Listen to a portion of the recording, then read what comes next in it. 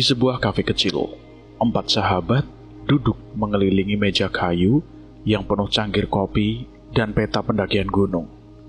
Mereka adalah Budi, pendaki berpengalaman dengan rambut ikal yang selalu mengenakan topi pet. Sari yang suka bercanda tapi tidak pernah absen dari petualangan. Dedi, penggila fotografi dengan kamera selalu menggantung di lehernya. Dan Rina, yang baru saja bergabung dengan grup ini dan nampak nervous tentang rencana pendakian ke Gunung Bawah Kareng.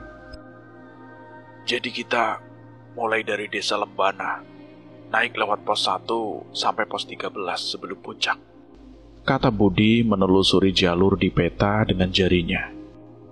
Posnya ada Batu Lumba, Batu Kuda, Lembah Hijau, Lembah Miring, sampai ke puncak Kareng. Total 3 hari kalau cuaca bagus. 3 hari, Bud? Serius? Aku pikir cuma weekend trip. Kamera Dedi bakal kehabisan baterai duluan. Dedi menyeringai, mengelus lensa kameranya. Tenang, Sar. Aku bawa powerbank. Puncak Bawah Kareng katanya epic banget. Harus diabadikan. Rina yang selama ini diam, akhirnya berbicara dengan suara pelan. Kalian pernah dengar cerita nggak? Katanya Bawah Kareng itu angker, ada pendaki yang hilang, terus ada suara-suara aneh di malam hari. Budi tertawa, tapi ada gugup di suaranya. Rin, itu cuma cerita orang desa buat nakut-nakutin turis. Aku udah naik Bawah Kareng 3 kali, gak pernah ada apa-apa. Tapi kan... Rina mencoba membantah, tapi Sari memotong. Rina, santai. Kita bawa sleeping bag, tenda, makanan, bahkan kompor portable. Kalau ada hantu, kita kasih kopi panas biar kabur. Sari mengedipkan mata dan semuanya tertawa, kecuali Rina yang hanya tersenyum kecut. Malam itu mereka pulang dengan semangat tinggi, meski di sudut hati Rina ada perasaan tak enak yang tak bisa ia jelaskan. Pagi yang cerah menyambut mereka di desa Lembana, pintu gerbang menuju Gunung Bawah Kareng. Setelah mendaftarkan di pos pendakian dan mengecek ulang tas carrier, mereka mulai melangkah. Jalur awal penuh pepohonan pinus dan suara burung camar yang berkicau riang. Wow, ini sih kayak jalan-jalan di taman. Bud, ini yakin bakal susah? Seru Sari, melompat-lompat di depan. Budi menyeka keringat dari dahi. Sabar, Sar. Nanti di pos 3 kamu bakal ngeluh. 3 jam kemudian mereka tiba di pos 1, Batu Lumba. Sebuah tanah lapang dengan batu besar yang menyerupai lumba-lumba raksasa. Angin mulai bertiup kencang, membawa aroma tanah basah dan sesuatu yang aneh, seperti bau bunga busuk. Dedi, foto dong di depan batu ini. Pinta Sari, berpos dengan pesegin. Dedi mengatur kameranya, tapi wajahnya tiba-tiba berubah. Lensanya kok buram ya? Padahal baru aku bersihin tadi pagi loh. Kena debu mungkin, Den. Ayo kita masuk dulu. Malam ini kita nginep di sini, jawab Budi sambil membuka tenda. Saat matahari terbenam, suhu turun drastis. Mereka duduk mengelilingi api unggun, memakan mie instan dan berbagi cerita. Tapi Rina terus melirik ke arah hutan gelap di sekitar mereka. Guys, kalian gak dengar apa-apa tadi? Kayaknya ada langkah kaki di belakang tenda. Tanyanya tiba-tiba, suaranya gemetar. Sari memutar mata. Rin, itu cuma ranting patah. Kamu parno banget sih dari tadi. Tapi aku serius. Aku ngerasa ada yang ngeliatin kita. Budi menepuk pundak Rina. Tenang, Rin. Kita berempat di sini. Gak ada apa-apa, oke? Malam itu saat mereka tidur, Rina terbangun karena suara desisan di dekat telinganya. Kalian tak seharusnya datang. Bisikan itu begitu jelas, dingin seperti es. Ia menjerit, membangunkan yang lainnya. Rina, apa-apaan sih? Gerutu Sari menggosok mata. Aku dengar suara, Sar. Ada yang bisik di telingaku. Rina menangis, tubuhnya gemetar. Dedi mengarahkan senter ke arah hutan, tapi tidak ada apa-apa, selain kabut tipis yang mulai merayap masuk. Mungkin kamu mimpi, Rin. Ayo tidur lagi aja. Tapi Rina tahu itu bukan mimpi. Dan saat ia menutup mata, ia mendengar tawa pelan dari kejauhan, seperti suara anak kecil yang bermain di tengah malam. Pagi harinya, mereka melanjutkan perjalanan dengan suasana tegang. Rina hampir tidak berbicara, wajahnya pucat. Jalur menuju pos 3 Batu Kuda mulai menanjak, dan kabut pagi membuat pandangannya terbatas. Bud, ini kabut normal gak sih? Kok tebal banget ya? Tanya Dedi, menghentikan langkah untuk memotret pohon-pohon yang nampak menyeramkan di balik kabut. Normal kok, Ded. Tapi kita harus cepat, biar gak kemalaman di pos berikutnya. Jawab Budi meski nada suaranya kurang yakin.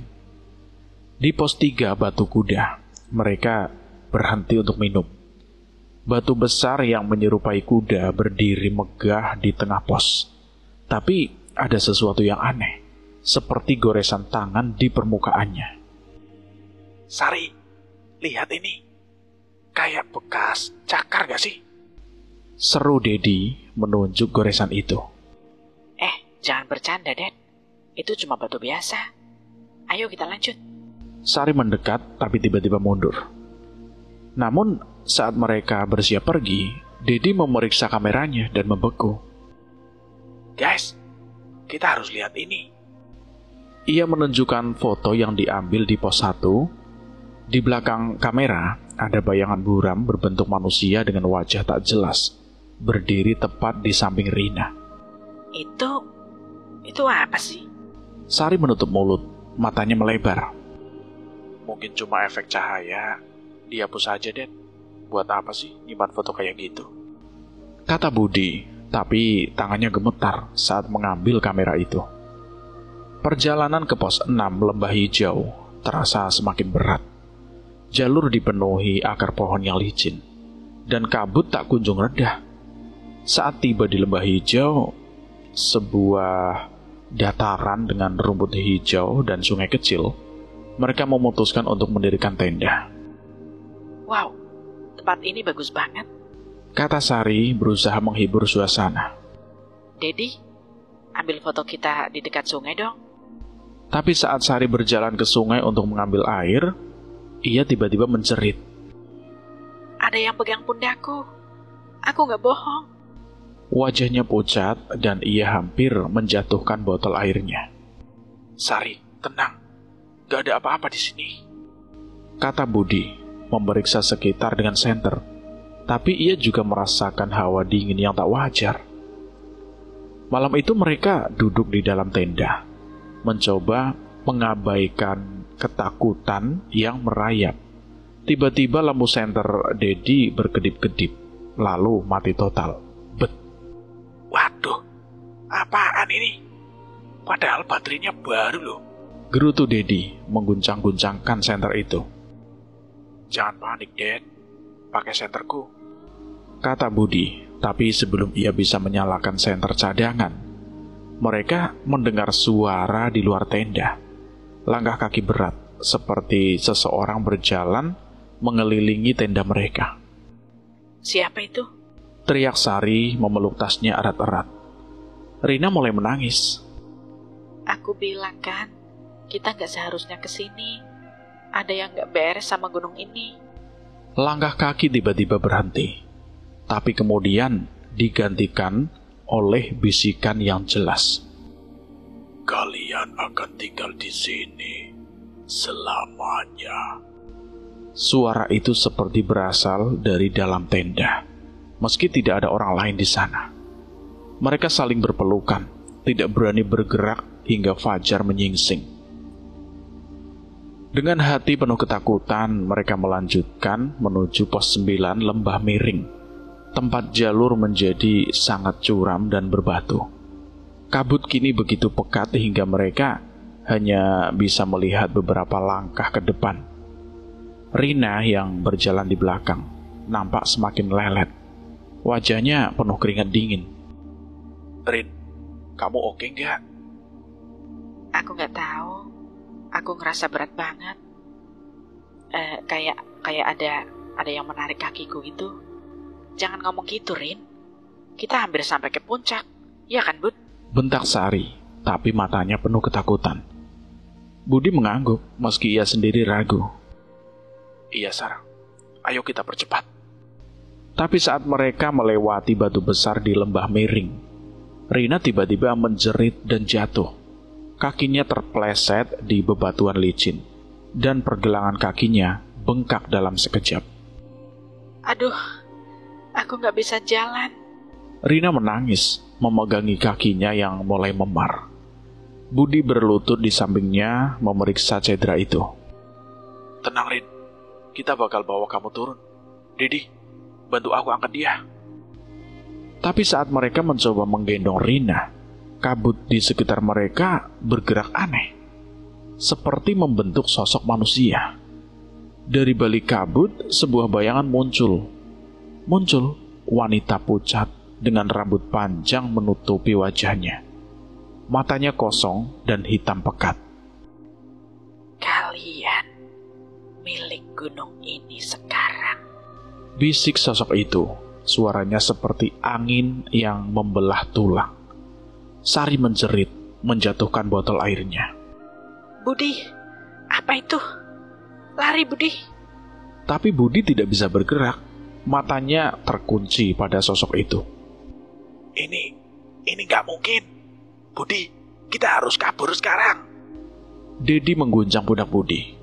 Dengan panik, mereka mengangkat Rina dan berlari menuju jalur, mengabaikan rasa sakit dan kabut yang seolah mengejar. Suara tawa serak dan bisikan terus mengikuti mereka. Seperti gunung itu hidup dan menolak melepaskan mangsanya. Di setiap langkah, mereka merasa ada tangan yang tidak terlihat yang mencoba untuk menarik mereka kembali. Aku nggak mau mati di sini. Tolong, bawa aku pulang. Rina, tahan, Rin. Kita hampir sampai. Jawab Budi meski kakinya mulai lemah karena beban dan ketakutan. Setelah perjuangan panjang, mereka berhasil mencapai pos 1, Batu Lumba. Di tengah malam, kabut mulai menipis, tapi suara bisikan masih terdengar samar. Mereka menyalakan api unggun dan menghubungi tim SAR melalui radio darurat. Tim SAR, kami di pos 1. Teman kami cedera parah. Tolong cepat, kami butuh bantuan. Teriak Budi ke radio, suaranya serak. Iya, tenang. Kami segera ke sana. Tahan posisi kalian. Jawab suara di ujung radio. Saat menunggu, Dedi duduk memeluk kameranya. Wajahnya kosong. Aku gak bakal naik gunung lagi. Never. Sari memeluk Rina yang masih gemetar. Rin, maaf, aku gak percaya kamu tadi. Aku juga lihat dia. Rina hanya mengangguk lemah. Iya, Sar. Dia masih ada di sini. Aku ngerasa dia ngeliatin kita. Tim SAR datang beberapa jam kemudian, membawa Rina ke rumah sakit. Cederanya parah, pergelangan kakinya patah, dan dokter bilang ia mungkin tidak bisa mendaki lagi. Budi, Sari, dan Dedi selamat, tapi tidak pernah sama lagi. Dedi menghapus semua foto dari kameranya. Tidak ingin melihat bayangan itu lagi. Sari berhenti bercanda tentang hantu, dan Budi yang dulu tidak percaya cerita mistis, kini selalu membawa jimat setiap bepergian. Beberapa hari setelah pendakian, Budi, Sari, dan Dedi mengunjungi Rina di rumahnya di Makassar. Rina masih terbaring di ranjang, kakinya dibalut gips. Wajahnya pucat, tapi ia tersenyum lemah saat melihat teman-temannya. Rin, kamu udah baik kan? Tanya Sari duduk di samping ranjang. Sedikit, Tapi aku masih mimpi tentang dia, wanita itu.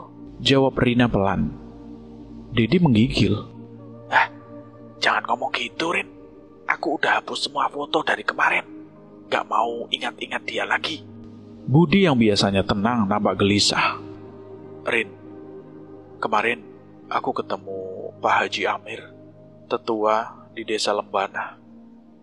Dia tanya soal pendakian kita.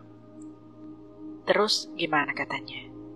Dia bilang, ada yang gak biasa sama kamu. Katanya di tubuhmu ada kodam, roh pendamping dari nenekmu. Kodam itu kuat, Rin.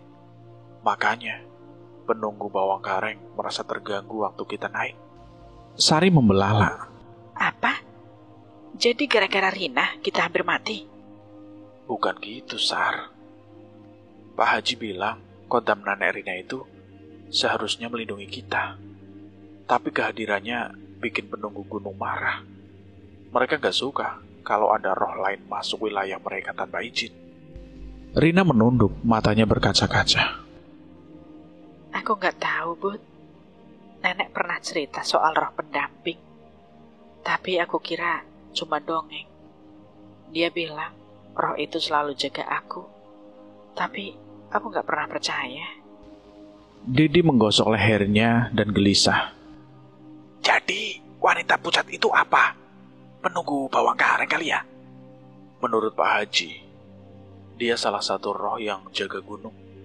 Katanya bawang kareng punya banyak penunggu, arwah pendaki yang mati, atau roh leluhur yang gak suka diganggu. Kodam Rina bikin mereka merasa terancam. Sari memeluk bantal, wajahnya ketakutan. Terus sekarang, apa Rina masih bawa kodam itu? Kita gak aman. Pak Haji bilang, kita harus minta maaf ke gunung. Dia mau bantu kita bikin ritual kecil, biar penunggu gak marah lagi katanya. Tapi Rina, kamu harus hati-hati. Kodam nenekmu mungkin melindungi kamu, tapi juga bisa tarik perhatian roh lain. Rina mengangguk lemah, menatap kakinya yang terbalut gips. Aku cuma pengen sembuh, Bud. Aku gak mau mendaki gunung lagi. Lupain semua ini. Malam itu mereka pulang dengan hati berat. Budi mulai membawa jimat kemana-mana. Sari tidak lagi bercanda tentang hantu. Dedi membakar semua foto pendakiannya, meski ia masih bermimpi tentang bayangan di balik kabut. Dan Rina meski perlahan sembuh, seiring terbangun tengah malam, mendengar bisikan samar yang bukan dari kodam neneknya, melainkan dari sesuatu yang lain. Sesuatu yang masih menunggu di balik kabut bawang kareng. Di desa Lembana, para pendaki baru kadang melaporkan hal aneh di pos lembah miring. Suara tawa serak, bayangan wanita pucat, atau rasa berat di kaki saat malam tiba. Orang-orang desa hanya menggeleng dan berkata, "Jangan ganggu gunung kalau tak siap menghadapi penunggunya." Cerita ini selesai sampai di sini. Bagaimana menurut teman-teman tentang cerita ini? Silahkan tulis di kolom komentar. Terima kasih buat kalian semua yang sudah mendengarkan cerita ini sampai habis. Semoga kalian sehat selalu, panjang umur, bahagia selalu, dan selalu dimudahkan segala urusannya. Saya mohon maaf jika ada kesalahan kata. Saya pamit undur diri. Wassalamualaikum warahmatullahi wabarakatuh. Salam lestari.